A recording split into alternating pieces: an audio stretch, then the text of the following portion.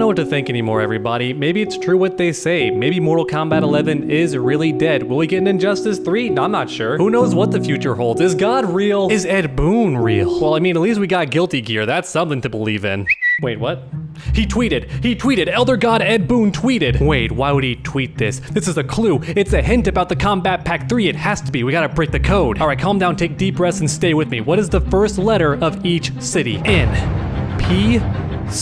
NPC. Ho, very sneaky, Ed Boon, but we cracked the code. That may have been faster than Windu Season 2. Nothing gets past the Mortal Kombat community, I'll tell you what. You forced us to play Kombat League too many times, and now our clutch muscles are strong. Alright, enough of that, I'm breaking character. But yes, people did actually believe this. And I think this galaxy brain theory might actually top the smoke theory. For anyone who's not aware, before Kombat Pack 2 was released, there was a bunch of rumors, and Ed Boon himself actually posted a bunch of clues on Twitter. And one of these clues happened to be the Nightmare on Elm Street movie trailer, and a bunch of theories came out for that. Some people thought, oh, it's a horror character, or Freddy Krueger is coming back. Some people thought it meant Natara. But to me, the craziest theory was smoke, because try and follow this logic. Nightmare on Elm Street. Elm is a type of tree, and what character hides behind a tree? Smoke in the living forest, smoke confirmed. All joking aside though, please give us a living forest. That stage is dope, and it's a sin to not have it in every single Mortal Kombat game. But I digress. Why are so many players freaking out about the possible NPC hint from Ed Boon? Well, for anyone who hasn't dived that deep into the gaming sphere, NPC stands for non-playable character, so pretty much any character you can't use in the game. And as a result, this galaxy brain theory has some players thinking the next DLC are going to be all non-playable characters. So for example, Cyrax and Sector, they're probably the first one to hop into your head because both of them can be fought against in the story mode, but you never get to play as them. So that's the literal closest you can get to an NPC as far as fighting games are concerned. So a lot of people thought, oh my god, we're finally getting Sector and Cyrax. So if this whole NPC theory turns out to be true, then I think Cyrax and Sector would be very likely. And for anyone who's not aware, there are mods out there on the PC version that let you play as Cyrax and Sector, and they're pretty darn fun in Mortal Kombat 11. Now keep in mind, their moves are copy and pasted over from MKX, but even so, they're a lot of fun, and because they're MKX, they can do way crazier things than most characters in MK11. But let's go ahead and keep this theory going. Who else is an NPC in Mortal Kombat 11? How about Reptile? That guy is also a non-playable character. You straight up kill him in the crypt, which, my god, I don't think the bar can go any lower for poor Reptile. I'm actually a fan of Reptile. I think he's really cool. I have ever since I was a kid, but my goodness, it's been downhill ever since the 3D era games,